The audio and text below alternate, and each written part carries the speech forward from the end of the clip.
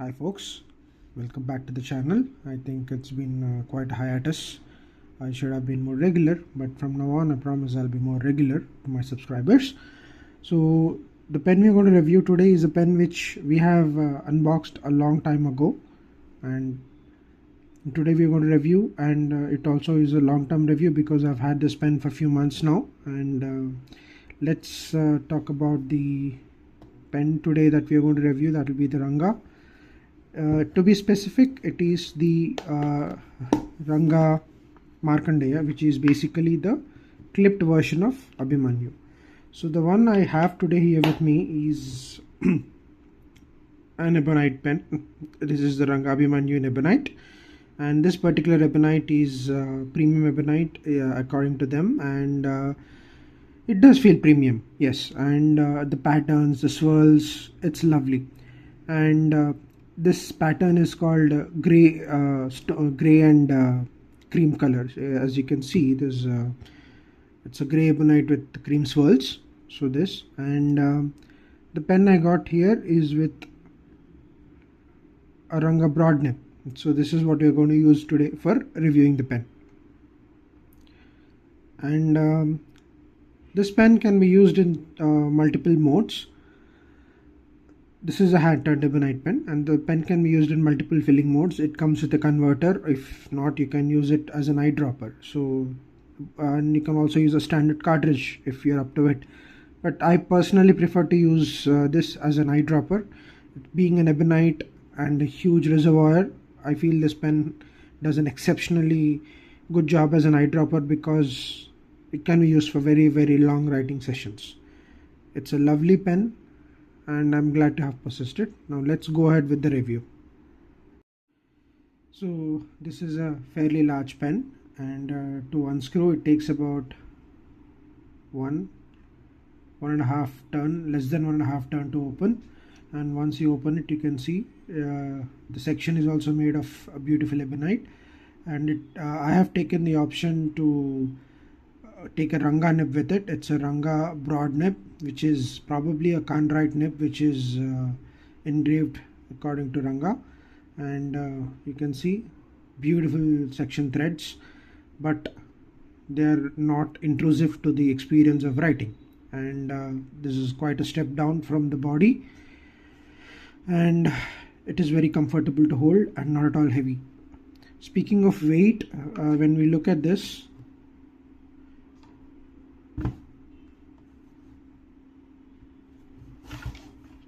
it's about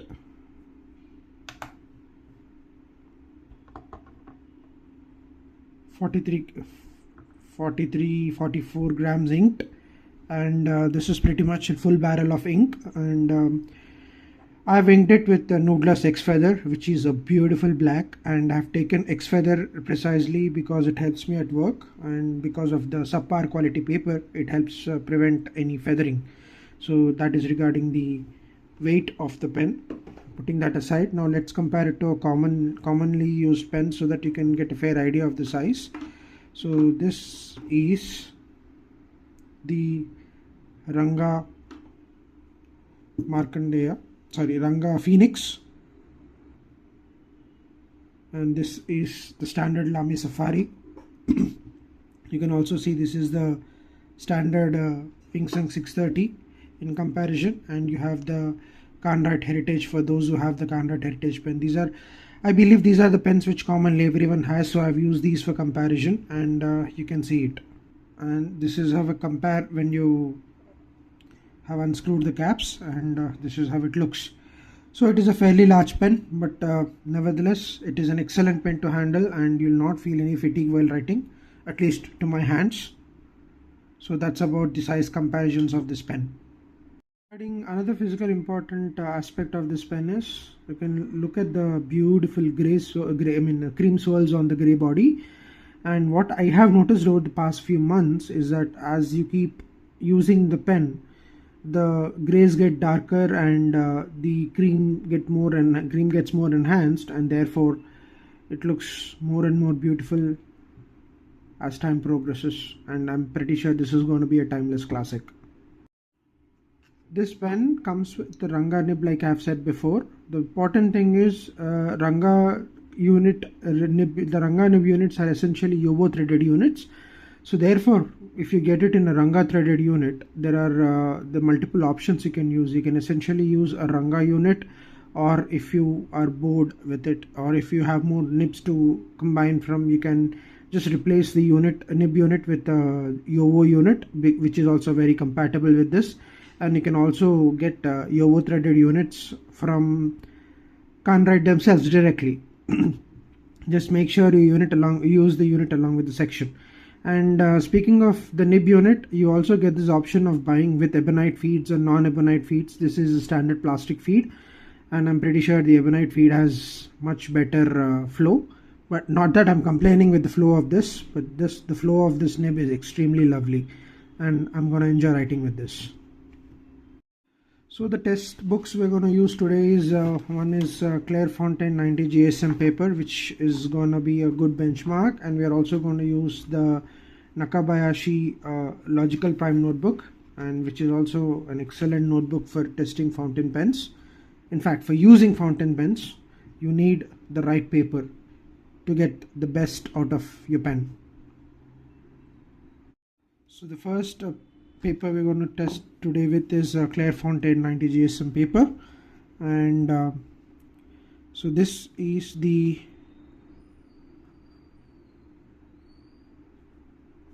Ranga Phoenix in a broad steel nib. It is with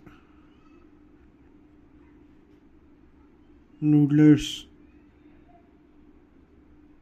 X Feather Black. So as you can see, this is a broad nib, and there's not much flex left in it, or rather there's not much flex, so you can't get much line variation out of it. Not that you would want to get line variation out of a broad nib. And the flow is very consistent, and the tipping is very smooth. The one thing to remind you is that Ranga tunes their own nibs before sending it over, so I have never had a bad experience with their nibs so far. And it is a fairly wet nib, and also contributing to the factor is that it is filled with Noodler's X Feather. On to the quote for the day.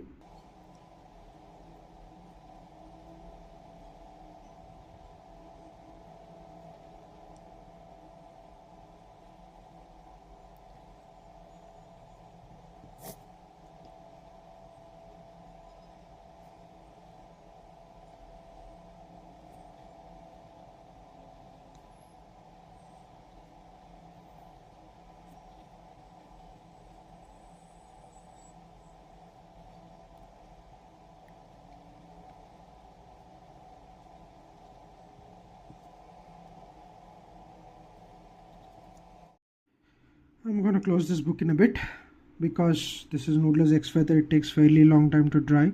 It's fairly dark and it is extremely water resistant. I love this pen and ink combo. Let's go ahead and test this on Nakabayashi paper.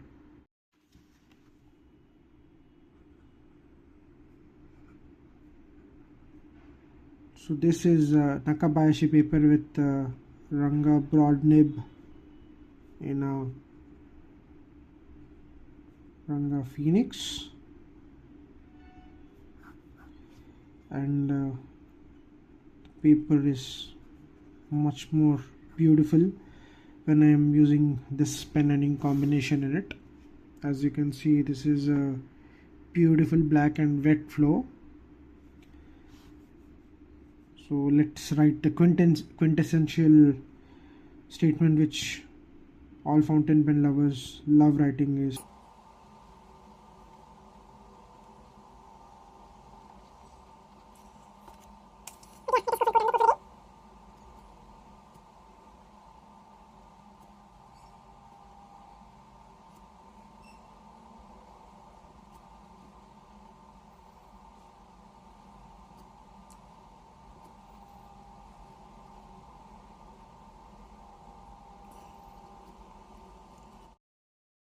As you can see from both papers, the ink is also very well behaved. I'll be later on reviewing the ink in multiple papers and I'll be putting up another video of it. But you can see there's pretty much no bleed through the paper. But yes, you can see that I have not given it enough time to dry. But even then, putting that aside, there's extremely less, I mean, I would say zero feathering considering the amount of ink that's flowing. I'm pretty sure this is a lovely ink. So my final thoughts on this pen. This is a lovely pen, and for the price I've got it, this is an amazing pen, and Indians can testify to that because the pricing is different comparatively, and it comes with multiple nib options ranging from the color of the nib to the build of the nib and the different manufacturers you can use. You can, when you're getting the pen made, you can get it done in Ranga nibs, you can get Yovo nibs, you can get it in Bock nibs, you can get it in Schmidt as well. So that is a huge variety of options right off the table. And even in the later stages, even if you get one particular threading, especially something like Yovo or Bock number 6, you do have many aftermarket options. So what do I like in this pen? I love the build quality of this pen. I love the weight. It is hefty at the same time, not too heavy that you cannot use it, and it writes wonderfully. It is a very wet nib, and it has multiple filling mechanisms. So these are the things I love with this pen.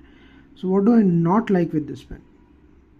I don't know. If I'm trying to find any faults with this pen, it would be essentially nitpicking, because I don't have many faults I can find with this pen, and it's exceptional value for money.